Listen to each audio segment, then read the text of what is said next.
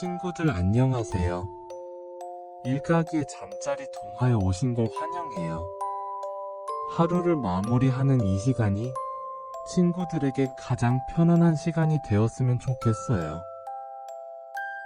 그럼 이제 모두 눈을 감고 포근한 이불 속으로 쏙 들어가 볼까요? 이 이야기를 듣는 동안 세상에서 가장 행복한 꿈을 꾸게 될 거예요. 이야기 듣기 전에 좋아요, 구독 꼭 눌러주세요. 편안하게 천천히 잘 자요.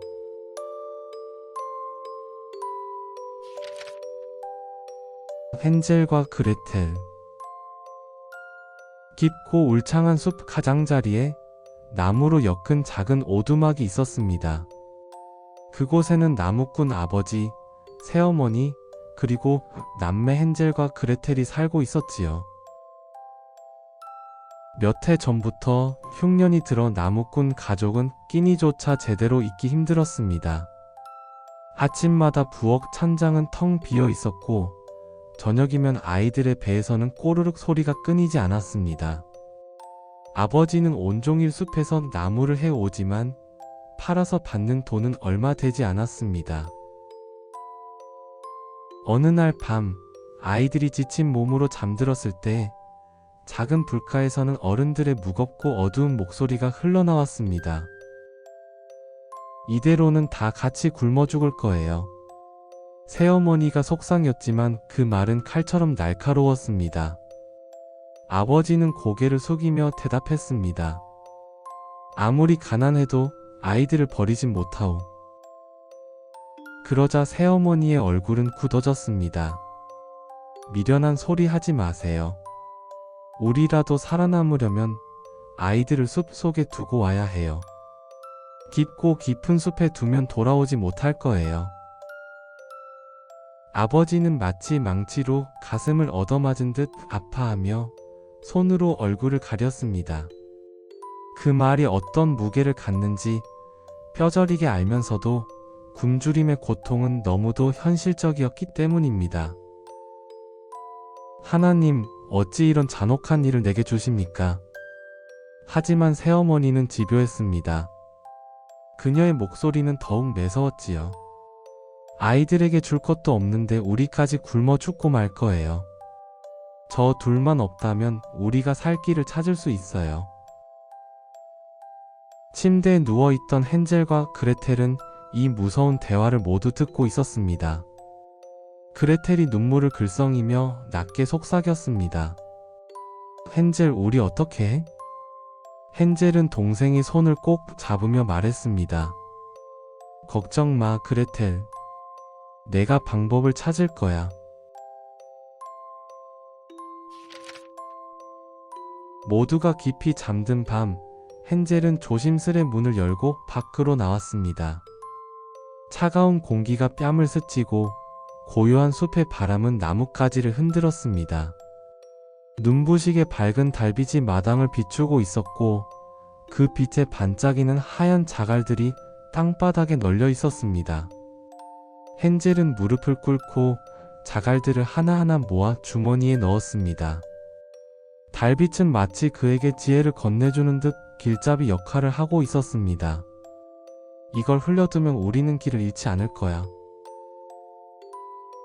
다음날 아침, 새어머니는 무심한 얼굴로 아이들을 불렀습니다. 얘들아, 오늘은 아버지와 나무하러 숲에 가야 한단다. 그레텔은 마음이 불안했지만 오빠 헨젤은 미소를 지으며 손을 잡았습니다. 둘은 아버지를 따라 숲길을 걸었습니다. 나무는 점점 더 빽빽해졌고 빛은 점차 사라져 어두움이 깊이 내려앉았습니다. 그 길 속에서 헨젤은 살짝 뒤돌아보며 자갈을 하나씩 떨어뜨렸습니다. 눈에 띄지 않게 소리도 없이요. 숲 가장 깊숙한 곳에 이르자 아버지는 말했습니다.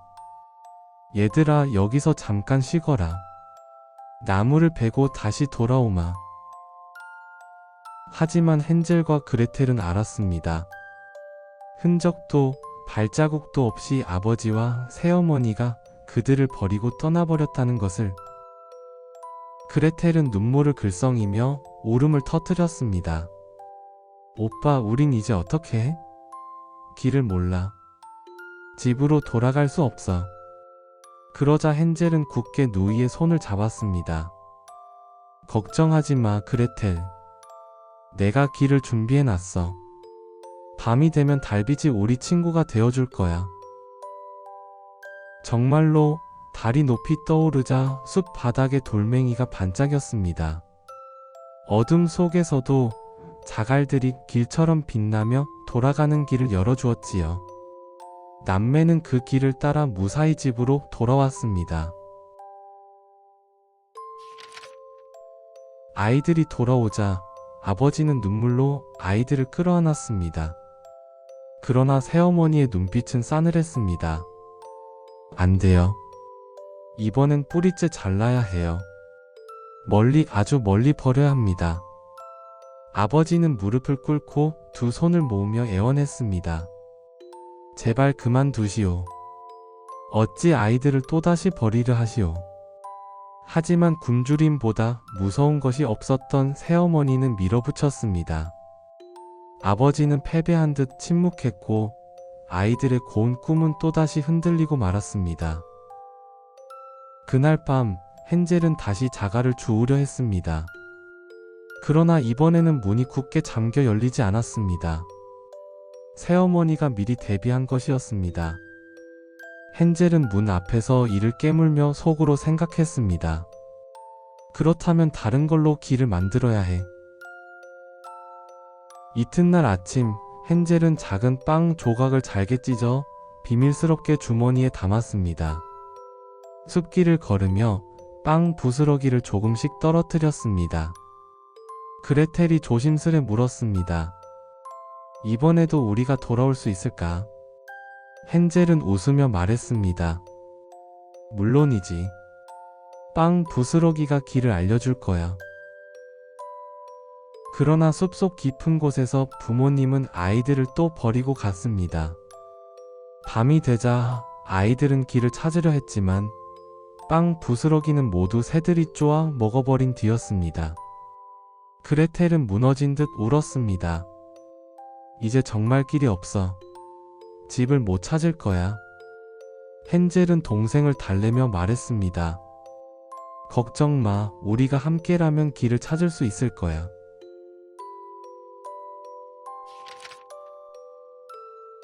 아이들은 사흘 동안 숲을 헤매며 굶주렸습니다. 발걸음은 느려지고 목소리는 힘을 잃었습니다. 배고픔에 이젠 눈물조차 나오지 않았지요. 그러다 문득 달콤한 향기가 풍겨왔습니다. 벽은 부드러운 빵으로 만들어졌고 창틀은 달콤한 설탕 덩어리였으며 지붕은 황금빛 꿀로 반짝이고 있었습니다. 아이들은 놀라 눈을 비비며 말했습니다. 세상에, 저게 정말 집일까? 그레텔은 환하게 웃었습니다. 오빠, 우리 이젠 먹을 수 있어. 남매는 서둘러 집 가까이 다가가 벽을 살짝 뜯어 한 입 베어 물었습니다. 단맛은 입속에서 녹아내렸고 한동안 잊었던 웃음이 터져 나오기도 했습니다. 그러나 그 순간 집 안쪽에서 낯선 목소리가 울려 나왔습니다. 누구냐? 누가 내 집을 갉아먹고 있지? 문이 열리고 나타난 것은 허리가 구부정한 노파였습니다. 주름진 얼굴, 작은 눈빛, 그러나 입가엔 친절한 미소가 드리워져 있었습니다. 오호, 가엾은 것들. 배가 고프구나. 어서 들어오너라. 따뜻한 집에서 마음껏 쉬도록 해주마. 굶주린 아이들은 조금 망설였지만 노파의 상냥한 말에 결국 경계심을 내려놓고 집 안으로 들어갔습니다. 그러나 그 노파는 다름 아닌 무서운 마녀였습니다. 그녀는 돌연 무서운 목소리로 외쳤습니다. 잘 왔다, 내 먹잇감들아. 곧장 헨젤을 붙잡아 철창 우리에 가두고는 그레텔에게는 무거운 일을 시키며 고함쳤습니다. 너는 집안일을 해라. 내 오빠는 살을 찌운 후 내가 맛있게 먹을 것이다. 그레텔은 눈물이 그렁그렁 맺혔지만 무서워서 거역하지 못했습니다.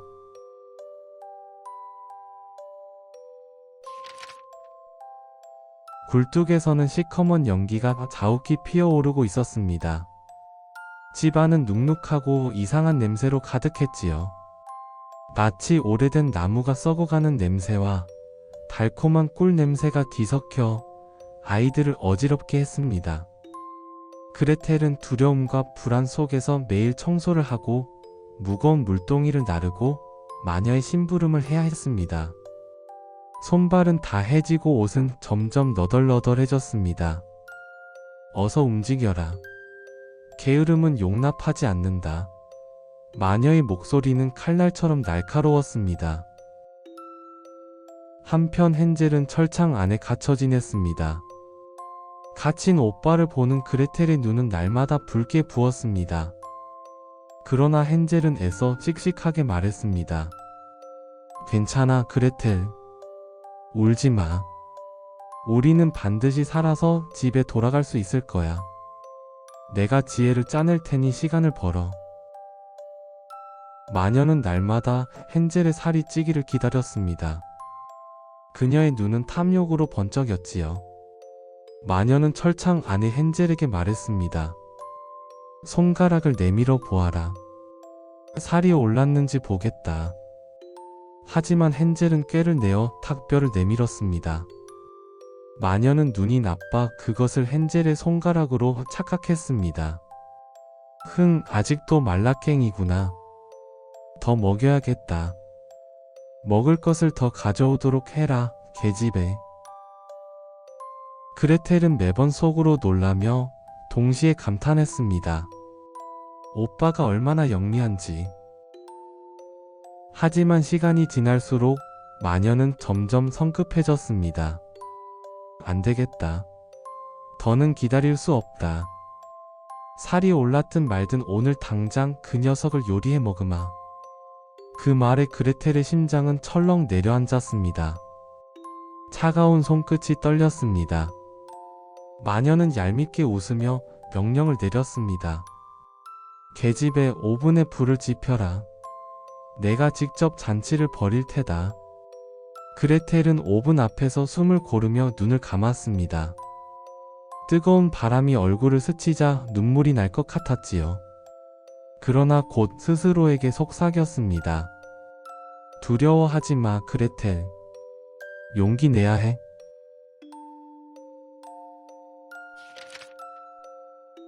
그레텔은 깊게 숨을 들이마시더니 일부러 떨리는 목소리로 마녀에게 말했습니다. 할머니, 제가 오븐 안이 제대로 달궈졌는지 잘 모르겠어요. 불은 활활 타오르는데 어떻게 확인해야 하나요? 마녀는 비웃음을 터뜨렸습니다. 그 정도도 못하느냐, 바보 계집아. 내가 직접 보여주지. 마녀는 고개를 깊숙이 오븐 속으로 들이밀었습니다. 바로 그 순간 그레텔은 온 힘을 다해 마녀의 등을 밀었습니다. 마녀는 비명을 지르며 오븐 안으로 밀려 들어갔고 불길이 치솟으며 문짝은 쾅 하고 닫혔습니다. 그 순간 집안 가득 차 있던 음울한 냄새가 스르르 거짓말처럼 사라지기 시작했습니다. 그레텔은 온몸이 떨리며 뒤로 물러났다가 곧 오빠의 이름을 외쳤습니다. 오빠. 헨젤. 그녀는 급히 달려가 우리의 갇힌 오빠를 풀어주었습니다. 쇠사슬이 풀려나고 두 남매는 서로를 마주 보더니 와락 끌어안았습니다.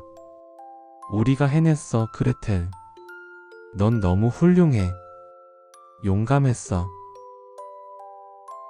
아이들은 정신없이 마녀의 집을 둘러보았습니다. 그곳은 무서운 덫의 집이었지만 동시에 온갖 금은 보화가 쌓여 있기도 했습니다. 눈부시게 빛나는 금화와 보석들, 반짝이는 은그릇이 이곳저곳에 흩어져 있었습니다. 헨젤은 보석을 한 움큼 쥐고 환하게 웃었습니다. 이 보물이 있으면 아버지는 다시는 굶지 않으실 거야. 우리가 이제는 아버지를 지킬 수 있어. 남매는 작은 치마 속 주머니 속에 금화와 보석을 채워 넣었습니다.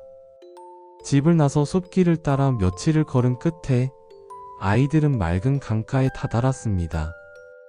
강물은 에메랄드 빛으로 빛나며 졸졸 흘렀고 빛나는 물결 위에 하얀 오리 한 마리가 유유히 떠 있었습니다. 그레텔은 강물 위에 오리에게 간절히 부탁했습니다. 오리야, 우리를 도와줄 수 있겠니? 건너편으로 데려다 줄 수 있니? 오리는 조용히 고개를 끄덕이며 먼저 헨젤을 그 다음 그레텔을 등에 업고 강을 하나도 젖지 않게 건네주었습니다. 마치 숲이 어린 남매의 귀향을 돕기 위해 마지막 선물을 내어준 듯 했습니다. 강을 건넌 후 낯익은 길과 나무들이 다시 보이기 시작했습니다. 땅 위로 익숙한 바람이 불어오고 멀리서 아버지의 집 굴뚝이 보였을 때 남매의 가슴은 터질 듯 기뻤습니다. 아이들은 달려와 문을 열었습니다. 아버지는 아이들을 보자마자 손에 든 도끼를 떨어뜨리고 눈물을 흘리며 두 팔을 벌렸습니다. 내 사랑하는 아이들아, 살아 돌아왔구나. 이건 기적 같은 일이야. 남매는 아버지의 품에 안겨 모든 이야기를 들려주었습니다. 아버지는 절망과 슬픔 끝에 다시 가족을 얻었고 새어머니는 이미 병들어 세상을 떠나버린 뒤였습니다. 헨젤은 마침내 금화를 내어 보이며 말했습니다. 아버지, 이제 우리는 가난하지 않아요. 다 함께 살아갈 수 있어요. 그날 이후로 세 사람은 다시는 굶주리지 않았습니다. 그들의 집에는 늘 따뜻한 빵 냄새가 풍겼고 숲속의 바람은 언제나 평화롭게 불어왔습니다. 그리고 헨젤과 그레텔은 아버지와 함께 오래오래 행복하게 살았습니다. 착한 어린이 여러분, 헨젤과 그레텔은 역경 속에서도 욕망의 덫을 넘어 두려움을 직면하고 어려움을 극복했어요. 집으로 돌아온 아이들은 어쩌면 이전보다 훨씬 성숙해졌을 거예요. 진짜 어른이 된다는 건 스스로 선택하고 책임지는 존재가 된다는 것이니까요. 오늘 이야기는 여기까지예요. 모두들 편안한 꿈나라로 잘 자요.